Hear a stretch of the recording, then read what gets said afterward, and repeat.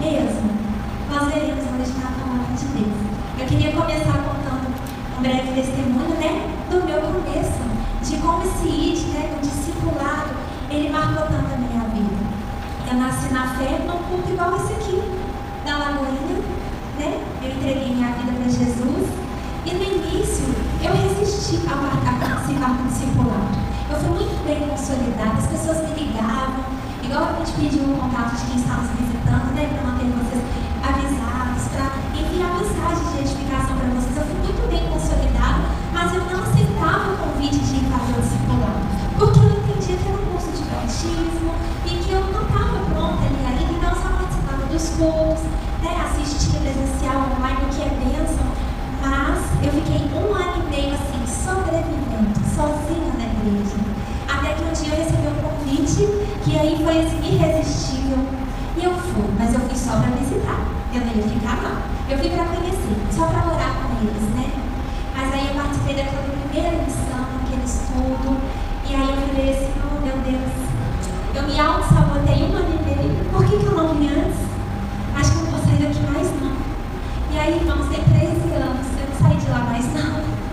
Glória a Deus, e aí eu fiquei, fui muito bem discipulada, depois repeti, Então assim, eu já estou pós-graduada, eu fiz, repeti, fui batizada, e depois eu fui convidada a dar o discipulado.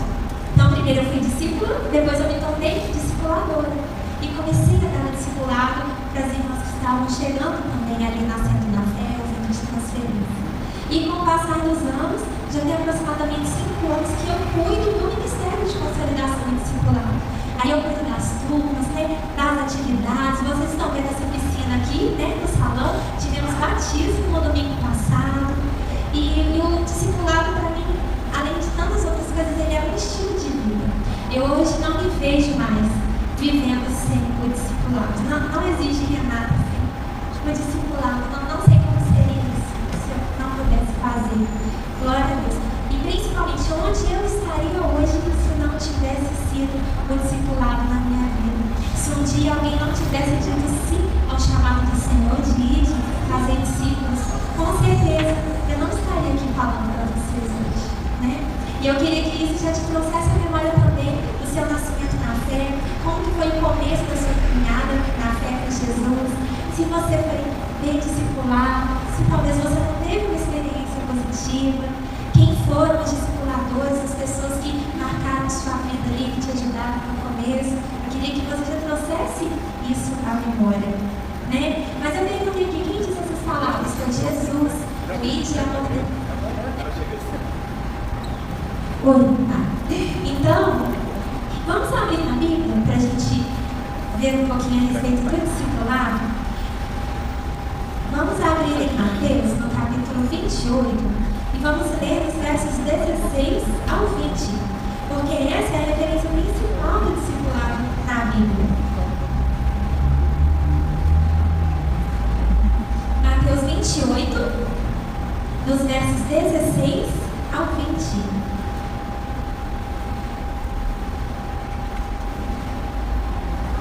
Mateus 28, 16 ao 20. Eu vou ler na versão NVI, e a palavra de Deus diz assim: a grande comissão. Os 11 discípulos foram para Galileia, para o monte que Jesus lhe indicara. Quando viram, o adoraram, mas alguns duvidaram. Então Jesus aproximou-se deles e disse: foi-me dada toda a autoridade nos céus e na terra.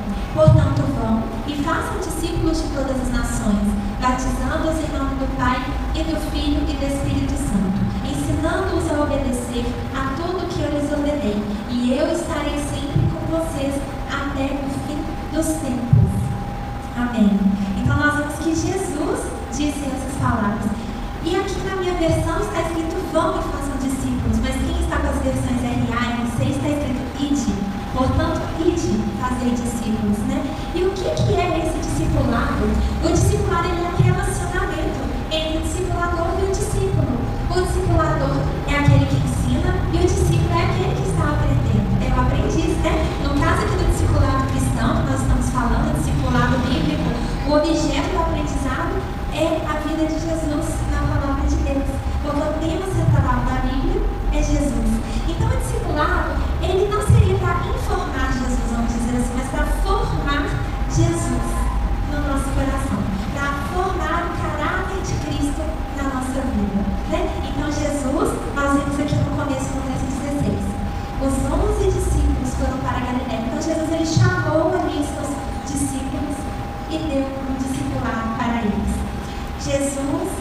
discipulou esses discípulos em torno de 3 anos e meio, né? E ele não só ensinou, mas ele mostrou com a própria vida dele tudo aquilo que ele estava ensinando. Mas por que Jesus fez isso, né? Nós vemos aqui no verso 18, então Jesus aproximou-se deles e disse: foi-me dada toda a autoridade dos céus e na terra. Jesus, ele tinha autoridade para enviar os discípulos como discipuladores. Porque há até um engano que a gente deve desmistificar na igreja, vamos dizer assim. Às vezes nós pensamos que o mundo jaz do maligno, não é? Todo mundo já ouviu isso, o mundo jaz do maligno. E é verdade. Mas o que quer dizer o mundo jaz do maligno? Jaz é deitado, morto, né? Quer dizer que aquele que ainda está no mundo, ele está morto espiritualmente, ele está prostrado diante sim do diabo. Ele ainda serve às obras do diabo. É isso que quer dizer. Agora, a autoridade dos céus e da terra, ela está com Jesus. O diabo, de forma alguma, tem mais autoridade do que Jesus nessa terra. Até o que o diabo faz, ele precisa fazer com a permissão de Deus, né? Porque senão ele não pode fazer. A única autoridade que ele tem é aquela que é dada a ele. Assim como aconteceu no Jardim do Éden, né? Quando a humanidade pecou, então ela deu a autoridade que ela tinha domínio sobre a terra, sobre os animais. Ela deu essa autoridade ao demônio. Só que a história não ficou aí. Vamos abrir para a gente ver o que aconteceu em Isaías, no capítulo 9, no verso 6. Houve uma profecia sobre a vinda do Messias. Esse mês de dezembro, que é o mês de Natal, onde a gente celebra o nascimento de Jesus, né? É um período muito falado sobre isso. Isaías 9, no verso 6. 6 e 7.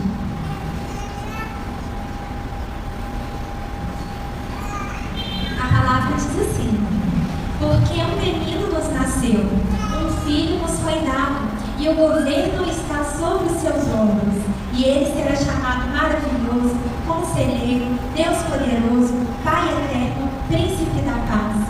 Ele estenderá o seu domínio e haverá paz sem fim sobre o trono de Davi e sobre o seu reino, estabelecido e mantido com justiça e retidão, desde agora e para sempre. O zelo do Senhor dos Exércitos fará isto.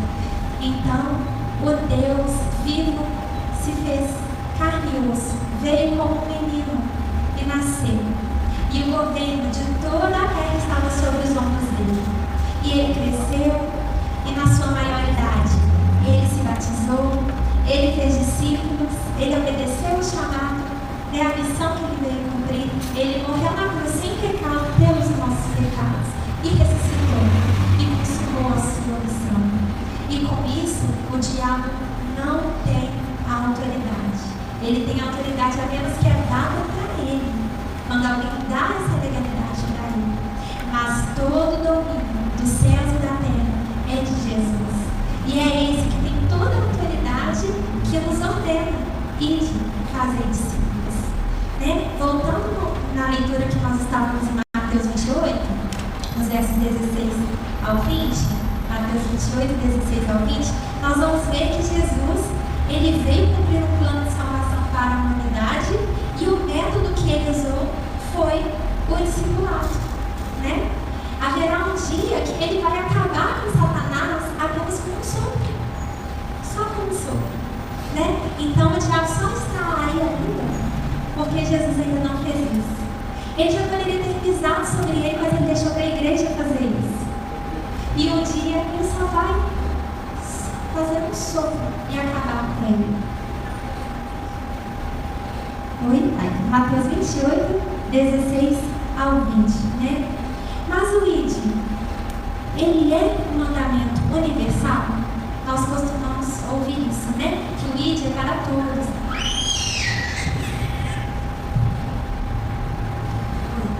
Nós costumamos ouvir que o ID é um mandamento universal, que ele é para todos, mesmo que a pessoa tenha um dom, a outra tenha outro dom, cada um é usado em um ministério diferente, mas que o ID é para todos. Mas não é. O ID, ele é para os discípulos de Jesus. Então, qualquer pessoa pode ser um discipulador? Sim, mas há uma condição. Desde que ela seja primeiro um discípulo de Jesus. O modelo do discipulado, ele é como o modelo da cruz, que é vertical e horizontal. Então, primeiro eu preciso ser discipulada por Jesus, ser uma discípula, e então eu posso ir de fazer discípulos de todas as nações. Se eu não for uma discípula, eu não posso fazer discípulo. Eu só posso dar aquilo que eu tenho, né? Eu só posso fazer, ensinar aquilo que eu faço. E os discípulos, eles foram muito bem discipulados por Jesus, antes de ir fazer discípulos, né? O diferencial do discipulado de Jesus é que ele ensinava mostrando. Jesus não só informava e dizia aos discípulos, agora vai lá e faz. Ele mostrava com a própria vida dele. E nós lemos aqui no verso 20 que diz assim: ensinando-os a obedecer a tudo que eu lhes ordenei. Como que você ensina alguém a obedecer? Obedecendo. Para ensinar a obedecer, é necessário obedecer. E Jesus, ele foi obediente em tudo, mesmo naquele momento mais difícil, onde ele não queria beber daquele cálice tão duro que era ficar separado de Deus. Mas ele foi obediente até a morte, e morte de cruz. Ele morreu a nossa morte para que nós pudéssemos ter vida hoje. E assim, sendo obediente em tudo ao Pai, ele podia ensinar a obediência aos discípulos. Nós não podemos ensinar aquilo que nós fazemos. E quando que Jesus disse isso?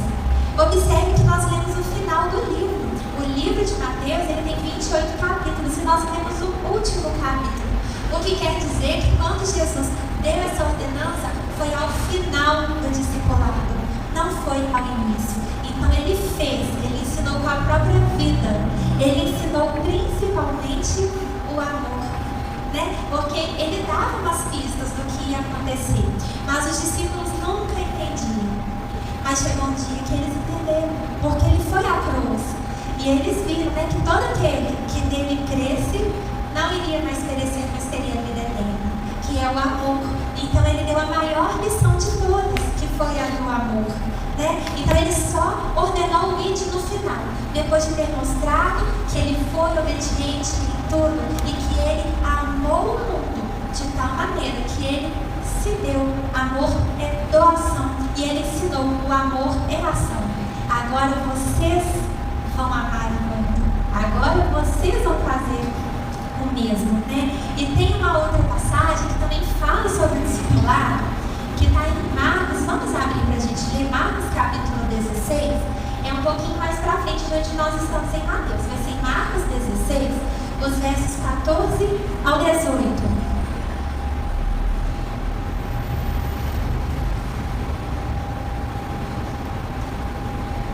Marcos 16, dos versos 14 ao 18. A palavra diz assim: mais tarde, Jesus apareceu aos 11 enquanto eles comiam. Censurou-lhes a incredulidade e a dureza de coração, porque não acreditaram nos que o tinham visto depois de ressurreto. E disse-lhes: vão pelo mundo todo e preguem o evangelho a todas as pessoas. Quem crer e for batizado será salvo, mas quem não crer será condenado. Estes sinais acompanharão os que crerem. Em meu nome expulsarão demônios, falarão novas línguas, pegarão em serpentes, e se beberem algum veneno mortal, não lhes fará mal nenhum. Imporão as mãos sobre os doentes e estes ficarão curados. Amém. Nós vemos que aqui o relato de Marcos é parecido com o relato de Mateus. E novamente, onde que Marcos escreveu? No final do capítulo, no último capítulo do livro de Marcos, no capítulo 16. Porque só após Jesus discipular os discípulos que então ele ordenou o ide. Só depois de ensinar com a própria vida dele. E aqui, como eu havia falado, que o ide, ele é para discípulos apenas. Aqui também está escrito, nós vimos no verso 14. Mais tarde, Jesus apareceu aos 11. Porque aqui não eram mais 12. Judas já havia morrido. Então,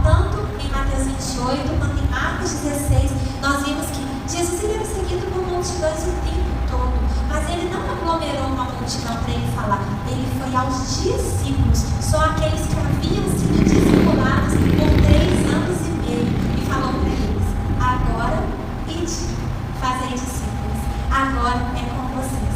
Talvez eles puderam pensar que o discipulado era o fim de um ciclo, mas não era só o começo, não é? Talvez você está aqui hoje, eu falei com você no início, lembra do seu discipulado, lembra do início da sua caminhada na fé, quando você nasceu na fé, né? As pessoas que te acompanharam, como que foi?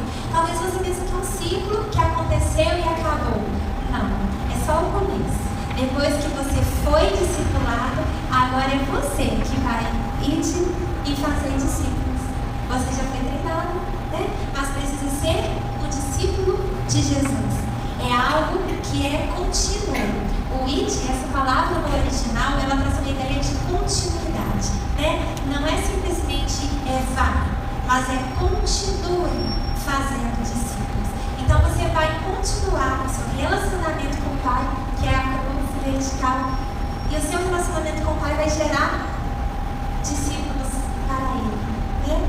E aqui nós lemos, o verso 17 diz assim: estes sinais acompanharão os que crerem, em meu nome expulsarão demônios, falarão novas línguas, pegarão em serpentes, e se beberem algum veneno mortal não lhes fará mal nenhum, e porão as mãos sobre os doentes e estes ficarão curados. E talvez os discípulos pensaram: meu Deus, nós vimos Jesus fazer tudo isso, mas será que agora a gente vai conseguir fazer isso? Será que nós teremos mesmo esses milagres, esses sinais? E eu me lembro há pouco tempo, né? Eu vivi uma experiência assim. Vocês já ouviram na Bíblia a multiplicação dos pães e dos peixes? Todo mundo conhece, né? Que Jesus multiplicou pães e peixes. Mas sabia que Jesus pode multiplicar o combustível também do carro?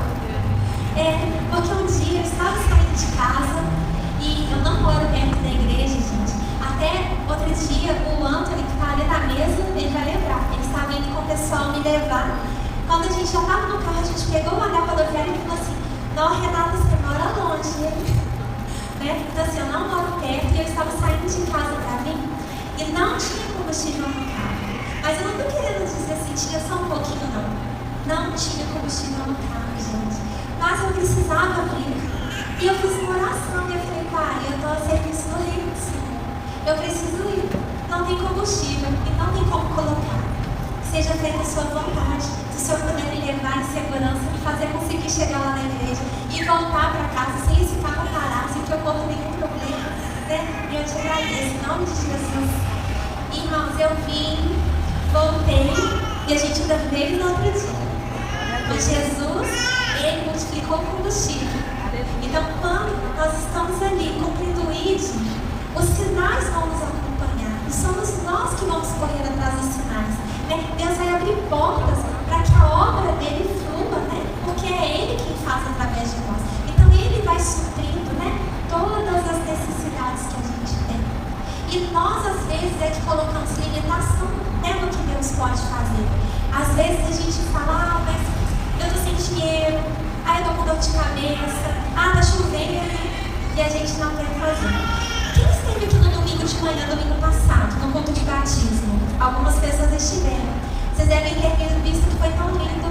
Uma moça de 17 anos, cadeirante, que foi batizada nas águas.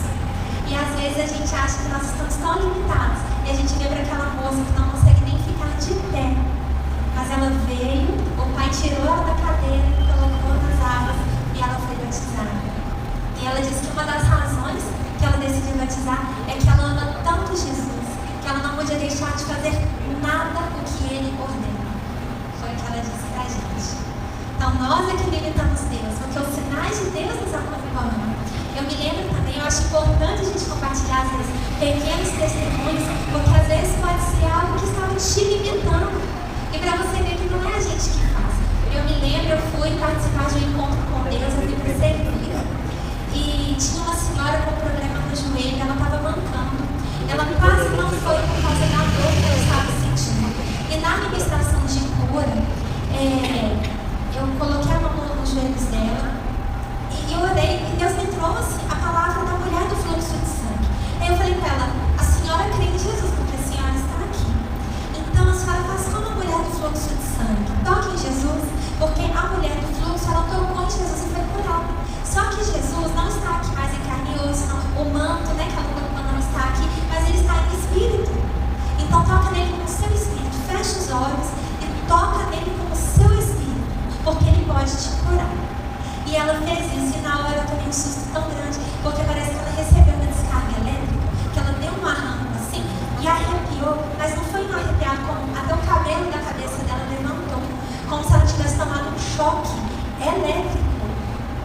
E ela falou que o joelho estava de dor. E essa senhora foi curada. Ela saiu andando depois com tanta alegria e saltando, e ela foi curada. Então, quando nós estivermos ali a serviço do reino, cumprindo o ídolo do Senhor, Ele vai poder usar a nossa vida. Nós precisamos, nos dispor. E Ele tem autoridade para fazer isso. E é Ele que nos dá essa autoridade, nós estamos aqui em Marcos 16. Vamos voltar um pouquinho no início do capítulo. Vamos no capítulo 1, porque a gente estava falando aqui no final do discipulado de Jesus, quando Ele ordenou o ide. Mas e como foi o começo? Como que isso tudo começou? Os evangelhos, eles vão contar como se deu esse discipulado de Jesus.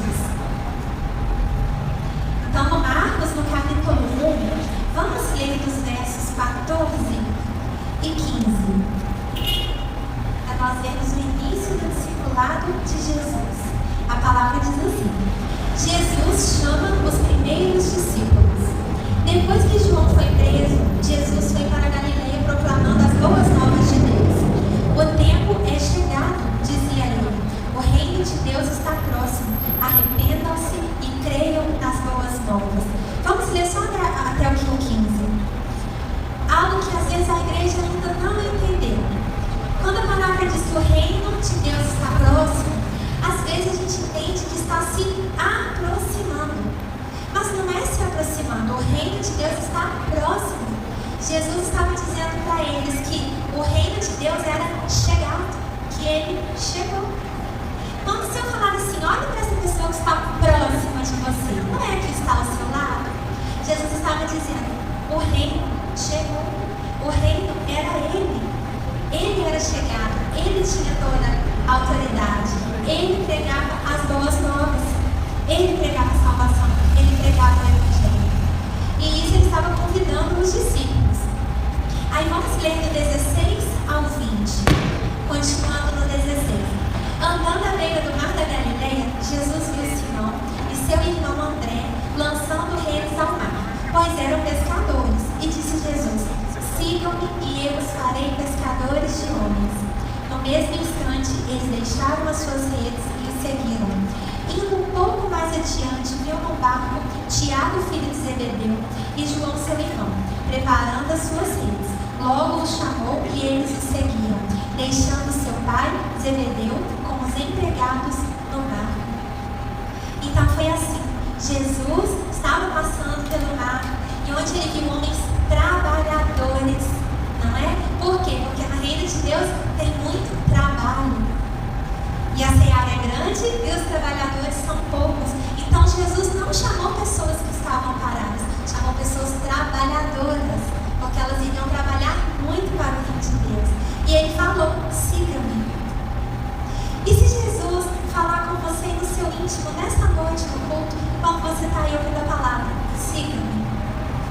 Você vai deixar tudo como esses homens fizeram? O que é que você talvez precisaria deixar para seguir Jesus? Será que existe algo hoje que te impede de cumprir o ID?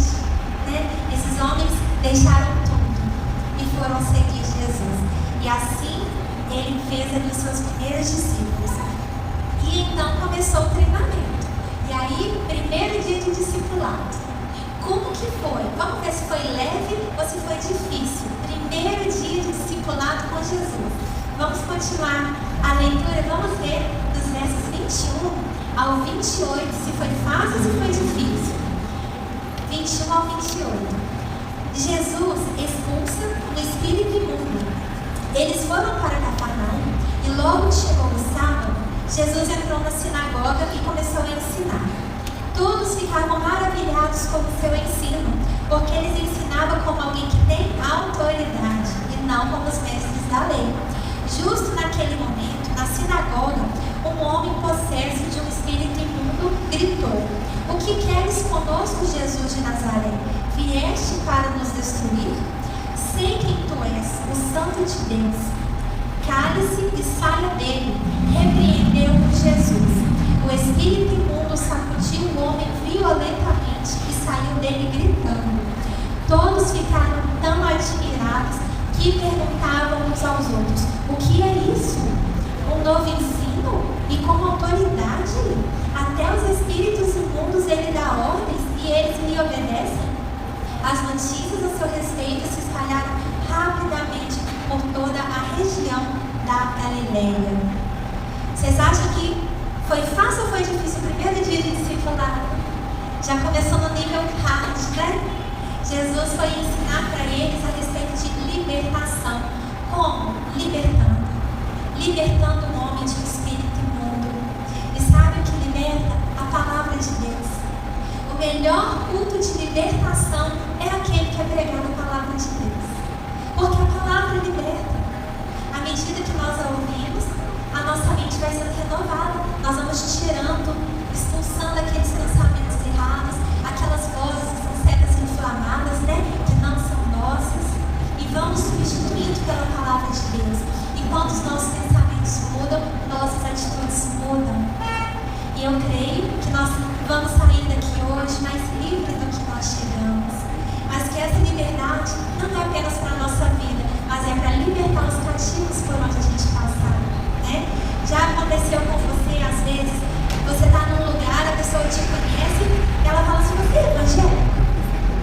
Já? Ela percebe? Ou a pessoa nem te conhece, ela começa a se abrir o coração e contar a vida dela para você, contar os problemas dela para você. É porque ela vê uma liberdade na sua vida. Ela vê chaves de prisões na sua vida, né? É por isso que ela abre o coração para você. É porque você é um libertador. É alguém que já foi liberto por Jesus. É alguém que pode libertar.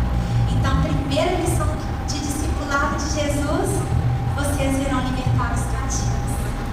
E aí, continuando o discipulado, né, de Jesus, vamos ler os próximos versos. Versos 29 ao 34. O poder de Jesus sobre os demônios e as doenças. Logo que saíram da sinagoga, foram com Tiago e João à casa de Simão e André. A sogra de Simão estava de cama, com febre, e falaram a respeito dela a Jesus. Então ele se aproximou dela, tomou-a pela mão e ajudou-a a levantar-se.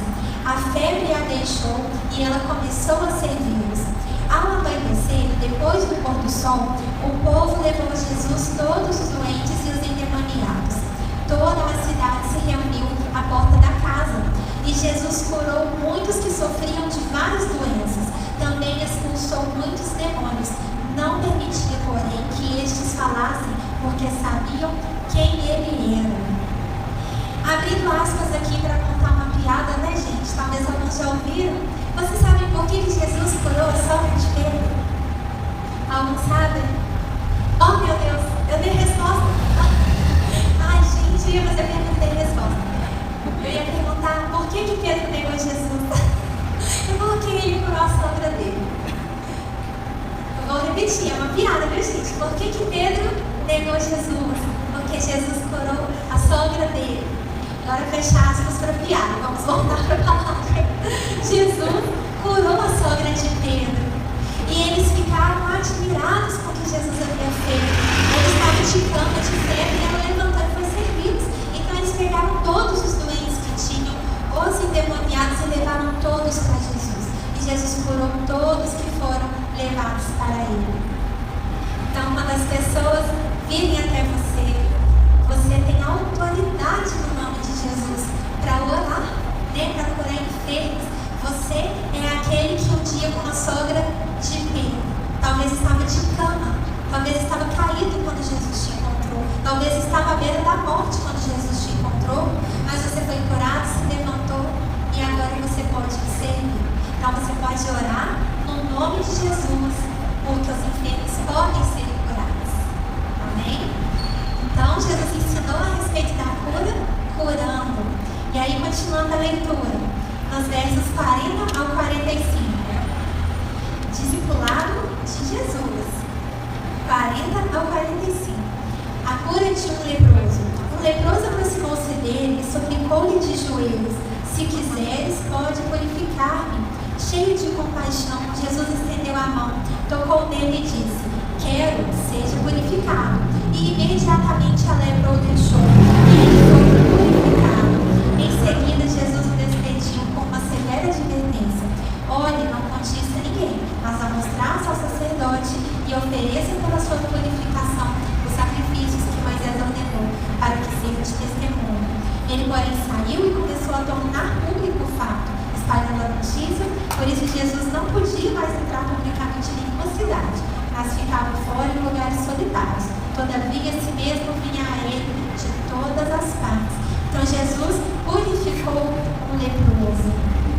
Aí, continuando, no próximo capítulo, no Marcos 2, vamos ler a partir do verso 1. Jesus cura o paralítico. Poucos dias depois, tendo Jesus entrado novamente em Cafarnaum, o povo ouviu falar que ele estava em casa. Então muita gente se reuniu ali, de forma que não havia lugar nem junto à porta, e ele lhes pregava a palavra. Vieram alguns homens trazendo-lhe um paralítico, carregado por 4 deles. Não podendo levá-lo até Jesus, por causa da multidão, removeram parte da cobertura do lugar onde Jesus estava, e pela abertura do teto baixaram a maca em que estava deitado o paralítico. Vendo a fé que eles tinham, Jesus disse ao paralítico: filho, os seus pecados estão perdoados. Até aqui está bom. Então Jesus perdoou pecados. Nós vemos que tanto o leproso, tanto o paralítico de Cafarnaum, não foi Jesus que foi até eles, mas eles que foram até Jesus. Então Jesus estava ensinando os discípulos a curar, a purificar, a libertar todos aqueles, que o Senhor enviava. E os discípulos estavam entendendo, como que fazer. Então, quando vier alguém até você é ouvido de Deus para ouvir confissões, Você é boca de Deus para ajudar as pessoas a liberar perdão, a pedir perdão, porque muitas vezes o perdão ele vai ser a razão que paralisa a vida das pessoas. Era pelo menos no caso desse homem, Então uma pessoa pode estar morta, paralisada em algumas áreas por causa da falta de perdão. Mas você, com o perdão do Senhor, pode levar a palavra de perdão às pessoas que vierem até você. E por último aqui nessa parte, porque se nós formos ver como foi o discipulado de Jesus, nós temos que ler os evangelhos todinhos, Mateus, Marcos, Lucas e João, porque foram tantos episódios. Mas vamos ler dos versos 13 ao 17. O Marcos 2 mesmo, 13 ao 17. Jesus saiu outra vez para a beira-mar. Uma grande multidão aproximou-se dele e ele começou a ensiná-los. Passando por ali, viu Levi, filho de Alfeu, sentado na coletoria, e disse-lhe: siga-me. Levi levantou-se e o seguiu. Durante uma refeição na casa de Levi, muitos publicanos e pecadores estavam comendo com Jesus e seus discípulos, pois haviam muitos que o seguiam. Quando os mestres da lei, que eram fariseus, o viram comendo com pecadores e publicanos, perguntaram aos discípulos de Jesus: por que ele come com os publicanos e os pecadores? Ouvindo isso, Jesus lhes disse: não são os que têm saúde que precisam de médico, mas sim os doentes. Eu não vim para chamar justos, mas pecadores. Uma das principais lições que Jesus pôde ensinar no discipulado é a quebra da religiosidade. É que religião é uma tentativa frustrada de tentar se religar a Deus, mas que a nossa fé real é um relacionamento com Jesus. É que Ele é o único caminho, a verdade e a vida, e que ninguém vai ao Pai a não ser por Ele. Então Jesus estava ensinando para eles a respeito disso, quebrando essas cerimônias religiosas, culturais, e ensinando para eles que a circuncisão, ela é no coração, Ela é quando nós recebemos Jesus na nossa vida e nos tornamos discípulos dele. E nós não vamos ler todas aqui as experiências de discipulado de Jesus, mas eu quero te inspirar a você, ainda esse ano, ler o Evangelho todo, Mateus, Marcos, Lucas e João, e perceber como que Jesus discipulou os seus primeiros discípulos. E eu queria chamar a atenção para um discípulo. Tem alguns de mais destaque, de mais relacionamento com Jesus. E um deles é Pedro. Algo interessante que aconteceu ao final do discipulado de Pedro. Pedro, ele foi provado por Jesus e aprovado por ele a ide fazer discípulos, né? Inclusive, é algo também da gente pensar. Eu estava no outro dia conversando em casa com meu marido, ou foi até uma reflexão que ele teve. Muitas vezes a gente fala que Pedro negou Jesus porque ele ainda não era convertido, né? Porque ele ainda não tinha Espírito Santo, ele não tinha fé o bastante, ele teve medo, ele foi covarde. Tantas vezes nós já ouvimos falar isso de Pedro. Mas existe uma outra ótica para isso, né? Porque eu queria que você lesse aqui comigo em João, vamos abrir em João, no capítulo 21, para nós vermos o que realmente aconteceu ao final do discipulado de Pedro. João 21, dos versos 15 ao 17. João 21, 15 ao 17. Não, desculpa, gente. Primeiro, esse aí vai ser depois, se quiser deixar marcadinho. É Mateus ainda, é Mateus 26, 51 ao 52. É no final, né? É Mateus 26, 51 e 52.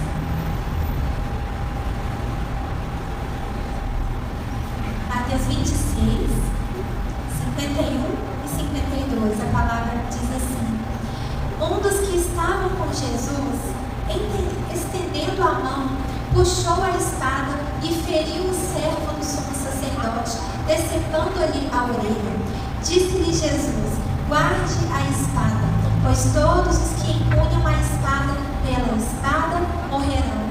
O que estava acontecendo aqui? Jesus havia participado da última ceia com os discípulos, havia ido ao Getsemane orar, e então ele foi preso, porque Judas o entregou, né, aos sacerdotes, e Jesus estava sendo preso. E quando isso aconteceu, Pedro, né, tem alguém aqui que é como Pedro, gente, assim, possível? Pedro rapidamente pegou a espada e decepou a orelha do soldado. Eu acho que ele entendia que ele era tipo um protetor, um segurança de Jesus, né? Talvez ele pensou: vou proteger minha mestra. Mas olha, Jesus o advertiu e falou aqui com ele: guarde a espada, pois todos os que empunham a espada da espada morrerão. Então, nesse momento, gente, Pedro foi discipulado 3 anos e meio por Jesus. Pedro havia entendido muito bem. Ele sabia que a espada também era a palavra de Deus. Ele entendeu que Jesus falou com ele também: Pedro, guarda a palavra de Deus, guarda a palavra que eu te ensinei. Você vai viver e você vai morrer pela palavra de Deus. Pedro, não é aqui, não é agora. Faria algum sentido Jesus ter preparado Pedro 3 anos e meio para no dia da sua prisão e morte, Pedro fosse preso e morto junto com ele? Porque é isso que iria acontecer, né? Ele estava como soldado romano, ele iria ser preso e morto com Jesus. Faria sentido Jesus ter discipulado ele também para ele ser preso e morto junto com ele? Não. Mas era para Pedro: ide fazer discípulos. Era para ele no futuro, aqui está no tempo futuro, pela espada morrerão. Não é hoje, é no futuro. Você vai guardar a palavra e empunhar a palavra e morrer pela palavra no futuro. Pedro entendeu. Então, Pedro negou Jesus, ele correu de lá, foi para o templo. Jesus foi ser apresentado ao governador e Pedro foi para o templo. E as pessoas o reconheceram, falaram: olha, ele é discípulo de Jesus.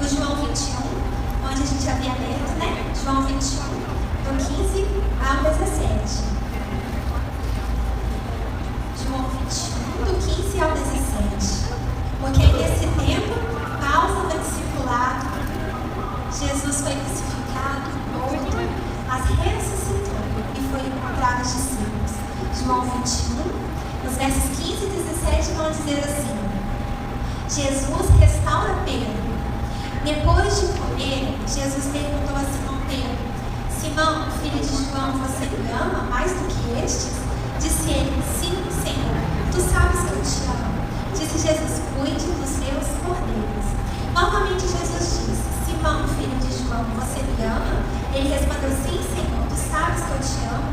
Disse Jesus: pastoreie as minhas ovelhas. E pela terceira vez ele lhe disse: Simão, filho de João, você me ama? Pedro ficou magoado por Jesus ter perguntado pela terceira vez: você me ama? Ele disse: Senhor, tu sabes todas as coisas e sabes que te amo. Disse-lhe Jesus: cuide das minhas ovelhas. Então Jesus aprovou Pedro, né? Ele entendeu que Pedro passou pela prova. Pedro guardou a palavra. Pedro, quando Jesus estava ali crucificado, ele não sabia o que iria acontecer depois. Ele voltou a pescar. Ele não tinha mais o seu discipulado ao perto e ele voltou a pescar. Mas foi uma noite muito dura, que ele tentou pescar a noite toda e não tinha peixe.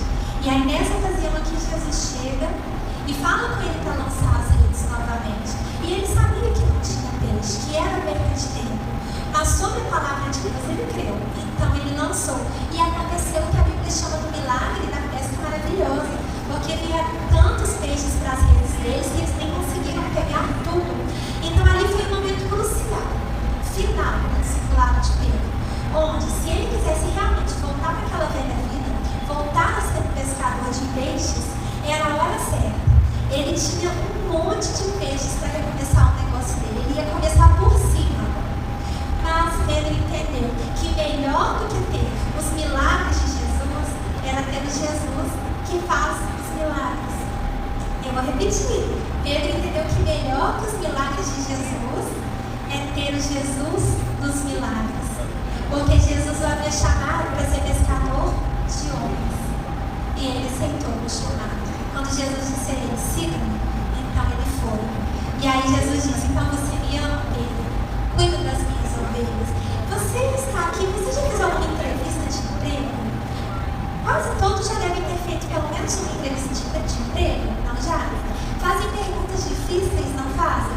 Perguntam assim: qual que é a sua experiência profissional? E conta um pouco da sua última experiência. Tem alguém que dá área de RH? Sabe bem como é que é isso, né? Pergunta assim: qual que é a sua formação? Quais são as suas qualidades? Quais são os seus defeitos? Mas olha a entrevista pastoral que Jesus faz no final desse discipulado com Pedro. 3 perguntas muito difíceis. Pedro, você me ama? Pedro, você me ama? Pedro, você me ama? O amor é o maior de todos os mandamentos. O amor, ele é suficiente para perdoar multidões de pecados. O amor contempla todos os outros mandamentos. Jesus não veio para cancelar a lei antiga, ele veio para dar sentido a essa lei. Ele mostrou: olha, tudo que você está fazendo, aquela religiosidade toda, isso aí só vai ter sentido se tiver amor. Meu amor, você me ama, Pedro? Então Jesus, ele faz a mesma pergunta para a gente nessa noite, porque a palavra de Deus é para nós. Ela todinha, de Gênesis a Apocalipse. Jesus te pergunta nessa noite: você me ama? Você me ama? Você me ama? Então cuida das minhas ovelhas. Então siga-me. Então ide fazer discípulos. Então nós precisamos ser discípulos do Senhor, para que nós possamos fazer discípulos para Ele, né? E Pedro viveu essa experiência maravilhosa, né?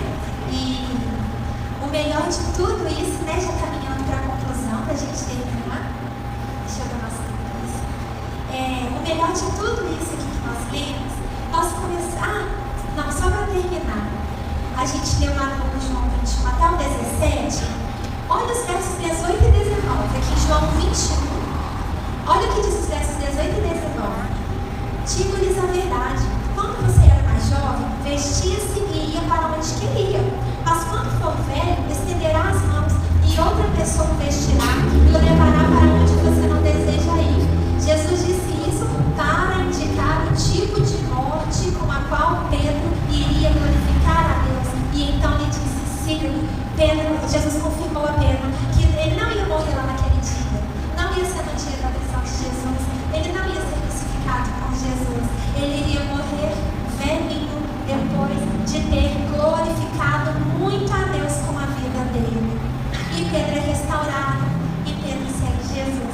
E nós começamos lendo Mateus 28. Aí vamos voltar lá para a gente ler a nossa última referência. gente vê o que é melhor de tudo isso, né? O que é melhor do discipulado. Mateus 28, 19 e 20, que nós havíamos lido, né? Onde está a ordenança do id. O último verso, em Mateus 28, verso 20, ele vai terminar com uma promessa, uma consequência, né, do id. Está assim: e eu estarei sempre com vocês até o fim dos tempos. Então, a melhor recompensa, a melhor promessa, o melhor milagre é a presença de Jesus. Sempre que estivermos no exercício do id, a serviço do reino de Deus, Ele estará conosco todos os dias até a consumação dos séculos, porque a obra é dele, a seara é dele, quem realiza todas as coisas é dele. Ele nos usa como um instrumento, né? Então é ele que vai estar, é ele que vai nos dar as palavras certas na hora certa. A gente não precisa ficar com medo, né? E nem criar limitações para nós mesmos, porque se hoje você ouviu a palavra, não endureceu o seu coração, mas entendeu que essa palavra é para você e que Jesus está dizendo: siga, ide, fazer discípulos, é para você. Sabe? O que é o resultado do discipulado? Palavra de Deus, comunhão, a presença de Jesus. A palavra diz que onde dois ou mais estão reunidos no nome dele, ali ele estará. E é tão gostoso, né? Tá aqui, por exemplo, a Ivete, que é a nossa turma de discipulado, que acabou de encerrar, né? É tão gostoso estar ali sentado, compartilhando a palavra de Deus, aquela comunhão. A gente sente a presença de Jesus. Agora tem um período de férias, mas na segunda quinzena de janeiro, os discipulados vão voltar. E eu espero muito ver cada rostinho que eu estou vendo aqui agora, que ainda não fez discipulado. Todos, tem discípulo do pastor Luciano aí também, que eu estou vendo, fazendo discipulado. Porque você vai ser discípulo e depois você vai ser um discipulador. Depois você vai cumprir o id do Senhor. Um dos maiores aceleradores de crescimento espiritual, o discipulado. Por quê? Porque você cresce quando você ajuda alguém a crescer. Você cresce quando você ajuda alguém a crescer. Então, quando você cuida de alguém espiritualmente, você cresce espiritualmente. Deixa eu te fazer uma pergunta para a gente adorar o Senhor com mais uma canção. Se você soubesse que são seus últimos minutos na terra, se Deus te revelasse aqui no culto agora, que você vai estar indo embora para casa e teria seus últimos minutos aqui na terra, o que você faria? Onde você iria? Quem você iria procurar? O que você iria falar?